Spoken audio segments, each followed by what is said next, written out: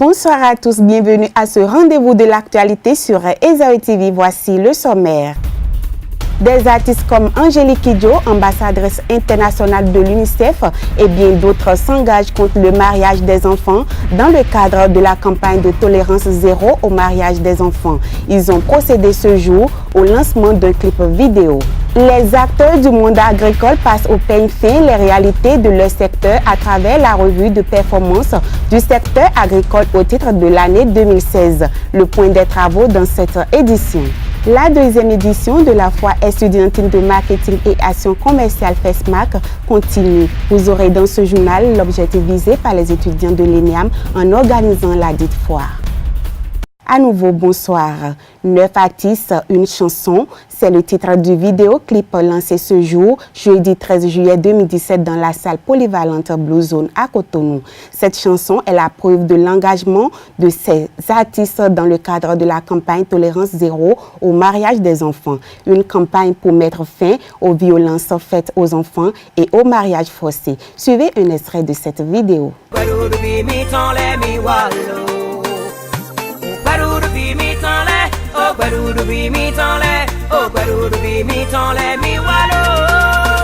Une petite fille reste encore un enfant.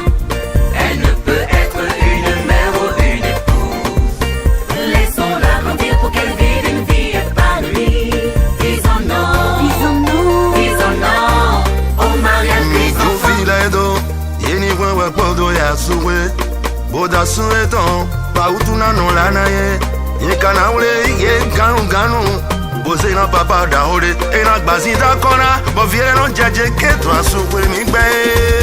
Faire du secteur agricole le levier de la croissance économique et du développement au Bénin est l'objectif des autorités en charge de l'agriculture. Les travaux de la revue de performance du secteur agricole au titre de l'année 2016 s'est tenu ce jour au Palais des Congrès et ceci en présence des acteurs agricoles et les partenaires financiers. Reportage. Nous allons garder ça. Pendant 48 heures, cadres du ministère de l'Agriculture, représentants des communes et autres acteurs du secteur agricole prennent part les travaux de revue des performances dans le secteur agricole au titre de l'année 2016. Occasion pour eux de faire le point de l'année écoulée et de réfléchir aux défis à relever dans le secteur agricole. Le premier constat fait sur le terrain témoigne des défis auxquels le ministère de l'Agriculture doit s'attaquer en urgence pour clarifier qui fait quoi sur le terrain. Faisant suite à la validation intervenue avec tous les secteurs en mai 2017, le nouveau plan stratégique de développement du secteur agricole sera présenté rapidement au Conseil des ministres afin que le plan d'action puisse entrer dans une phase de mise en œuvre effective. Monsieur le directeur de cabinet, chers collègues, mesdames et messieurs, il est nécessaire aujourd'hui de passer à une vitesse supérieure pour que les réformes en cours de maturation prennent vie de façon concrète sur le terrain.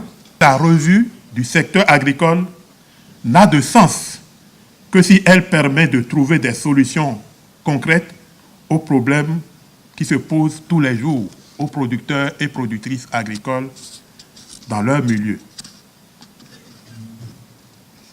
Monsieur le directeur de cabinet, chers participants, nous avons noté avec joie et fierté que la campagne agricole 2015-2016 a été globalement bonne. On peut s'en féliciter. Nous en avons pour preuve la hausse de la production végétale d'environ 13,45%, à peu près 14% de hausse pour la production végétale. L'amélioration des rendements des principales cultures par rapport à 2015, bien entendu, et par rapport à la moyenne des 5 dernières années, et au finish, le record de la production du coton. Malgré son taux de croissance et sa contribution très appréciable, le secteur agricole n'a pas encore atteint la forte vitalité des économies émergentes. Le représentant du président de la Chambre nationale d'agriculture a exposé les difficultés qui entravent le développement du secteur dans notre pays. Au cours de la campagne écoulée, au nombre de ces difficultés, il y a d'abord celles qui résistent malheureusement au temps. Il s'agit entre autres de la pénibilité du travail agricole du fait d'un faible niveau de mécanisation. de l'éternel problème d'accès aux intrants de qualité en quantité suffisante et en temps opportun et pour toutes les cultures. Les difficultés d'accéder au financement adéquat pour faire face aux dépenses de la campagne et pour faire des investissements productifs. Les participants ont souhaité qu'à l'issue de ces travaux, la transparence et l'efficacité caractérisent l'agriculture béninoise. L'organisation non gouvernementale Défense sans frontières, dénommée ONG DSF, a procédé dans la matinée de ce jeudi au lancement et à la présentation de son site web.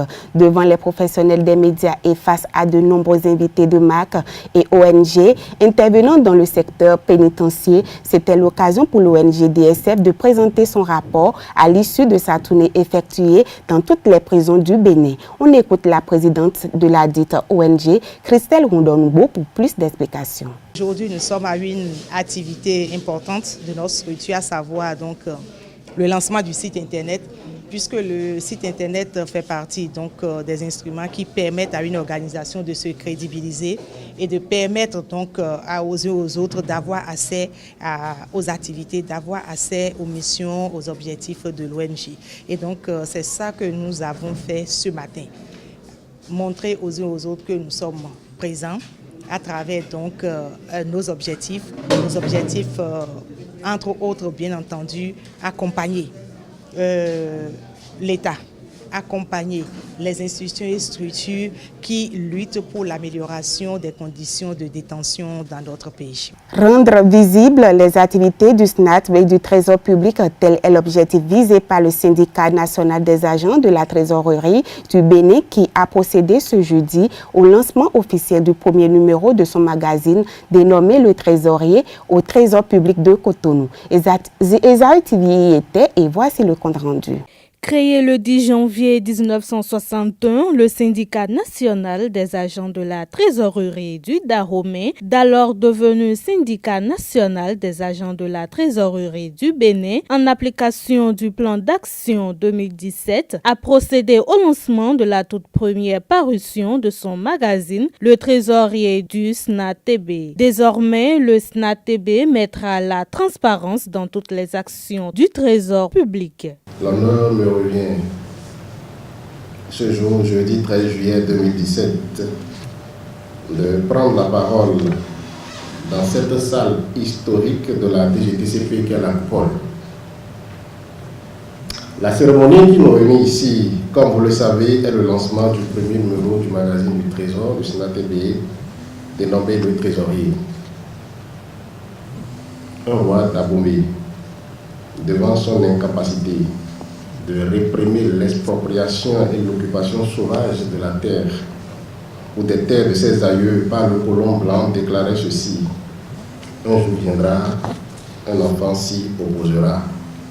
En effet, créé le 10 janvier 1961, le syndicat national des agents de la trésorerie du Dahomey, devenu plus tard syndicat national des agents de la trésorerie du Bénin, a toujours nourri l'ambition, tant par les pères fondateurs que par les bureaux directeurs nationaux successifs, d'animer un périodique.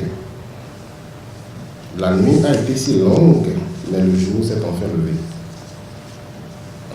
Le bureau directeur que je dirige a l'honneur de concrétiser ce jour, ce rêve quasi-séculaire. C'est donc par ricochet une joie et un sentiment de satisfaction pour moi, en ma double qualité de secrétaire général du SNATB et de directeur de publication du magazine. C'est le moment pour moi de remercier tous ceux qui, de près ou de loin, ont contribué à la réalisation de ces outputs. Édité en plus de 60 exemplaires, ce magazine est déjà disponible. Ce chef-d'œuvre à connotation transversale comporte une cinquantaine de pages avec plusieurs rubriques comme le bon trésorier, espace santé, technique d'accueil. Je suis particulièrement heureux et fier de cette initiative car si ma mémoire est bonne et les informations sont justes, c'est pour la première fois qu'un magazine d'une telle ampleur paraît dans l'histoire du Trésor public du Bénin. Mais cette joie et cette fierté auraient été plus grande. Cette joie et cette fierté auraient été entières si les énergies qui ont concouru à cet événement avaient été canalisées et gérées autrement. Il faut noter que cette cérémonie a connu la présence du directeur général du Trésor et de la comptabilité publique, Oumara Karimou Ousouman, du secrétaire général du SNATB, Richard Azando-Sessi, et de plusieurs autres responsables. Promouvoir le marketing et l'action commerciale au Bénin est l'objectif général visé par les étudiants de l'École nationale d'économie appliquée et de management ENEAM à travers la foire estudiantine de marketing et action commerciale. La dite foire va permettre à ces apprenants de mettre en exergue les enseignements théoriques reçus en cours de l'année. Reportage. Ces stands garnis de divers articles sont des produits exposés à l'occasion de la foire estudiantine de marketing et action commerciale FESMAC organisée par des étudiants de l'École nationale d'économie appliquée et de management. Cette foire a été organisée dans un but bien précis.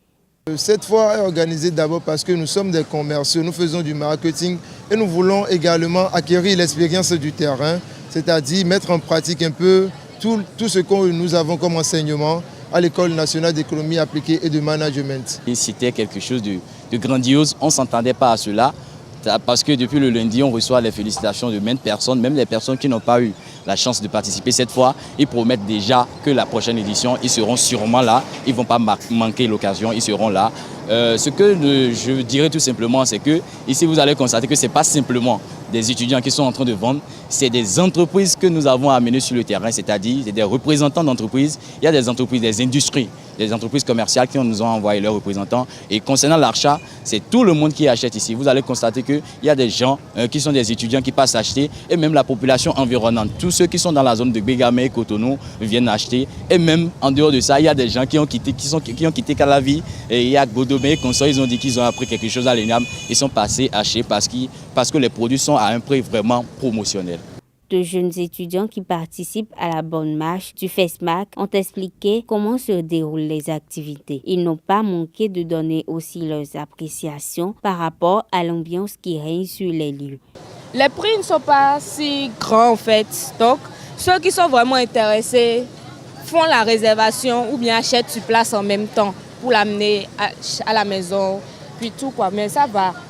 Chaque jour, on voit un peu plus aussi. À l'année dernière, cette année est moins fructifiante, je dirais.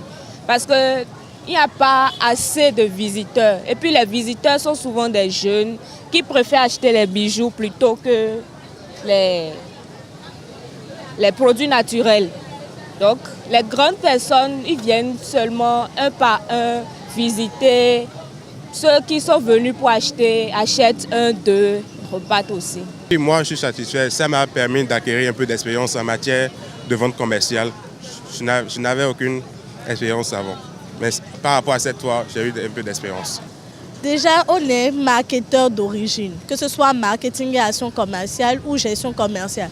Donc du coup, ils ont l'envie, puisque tout le temps on fait la théorie, ils ont envie de pratiquer ce qu'ils apprennent.